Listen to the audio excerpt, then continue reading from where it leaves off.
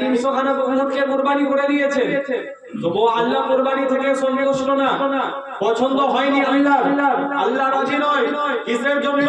যে হযরত জিবরিল আলাইহিস সালাতু তাসলিম আল্লাহকে বলেছিল, আল্লাহ আপনি যে ইব্রাহিমকে খলিলুল্লাহ বলে ডাকেন, আপনাকে ইব্রাহিম ভালোবাসে? আপনার জন্য কি ইব্রাহিমের দিকে ভালোবাসা আছে? তো আল্লাহ মহান রব্বুল আলামিন জিবরিলকে বলে, এই জিবরিল শুনো, তাহলে তুমি শুনে নাও, তাহলে তুমি দেখে নাও আমি ইব্রাহিমের পরীক্ষা কিভাবে নেই।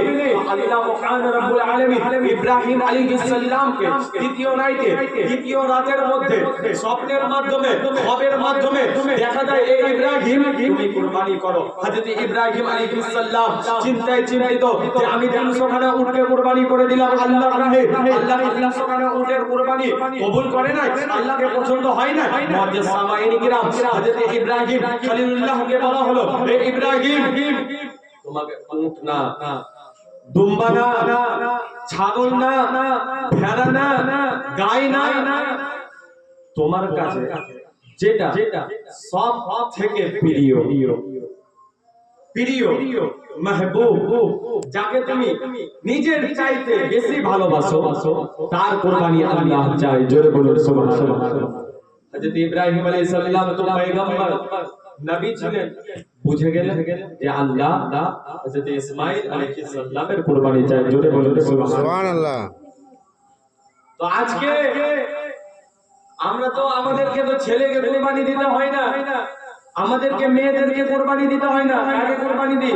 গরুকে দিই, ছাগলকে দিই, খাসিকে দিই, দুম্বা দি কুরবানি।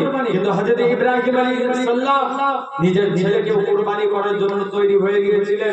হযরত ইব্রাহিম খলিলুল্লাহ স্বপ্নের মাধ্যমে যখন দেখলেন যে ইসমাঈলকে কুরবানি করার জন্য হুকুম দেওয়া হয়, ইসমাঈলকে কুরবানি করার জন্য আদেশ দেওয়া হলো, হযরত ইব্রাহিম খলিলুল্লাহ কি করলেন?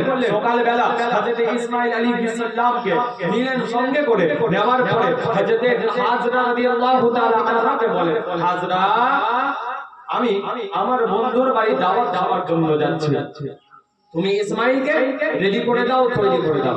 একখানা কিতাবে লেখা আছে যে হযরত ইসমাঈল আলাইহিস সালামের ব্যাপারে বলছেন হযরত ইব্রাহিম খলিলুল্লাহ নিজের স্ত্রীকে, বিবি হাজরা, আমার একখানা বন্ধুর বাড়িতে, আমার একখানা ফ্রেন্ডের বাড়িতে আমার নিমন্ত্রণ আছে, আমাকে ইনভাইট করা হয়েছে, আমার দাওয়াত আছে, আমি দাওয়াত খেতে যাব, তো সঙ্গে করে ইসমাঈলকে নিয়ে যাব, তুমি ইসমাঈলকে রেডি করে দাও, তৈরি করে দাও, আতর সুরমা লাগিয়ে দাও, আমি ইসমাঈলকে সঙ্গে করে নিয়ে যাব।